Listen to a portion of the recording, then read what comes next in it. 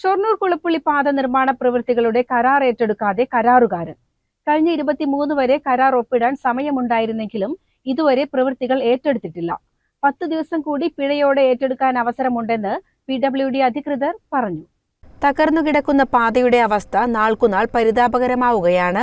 അതുകൊണ്ട് തന്നെ വാഹനയാത്രക്കാരുടെ പ്രതിഷേധവും വർദ്ധിക്കുന്നുണ്ട്. PWD അധികൃതരും പ്രതിഷേധത്തിൽ വലഞ്ഞു. കരാറെടുത്തവർ പാതി വഴിയിൽ ഉപേക്ഷിക്കുകയും പുതിയ കരാറുകാർ ഏറ്റെടുക്കാതിരിക്കുകയും ചെയ്യുന്ന അപൂർവ സംഭവമാണ് പാതയുടെ കാര്യത്തിൽ ഉണ്ടായിരിക്കുന്നത്.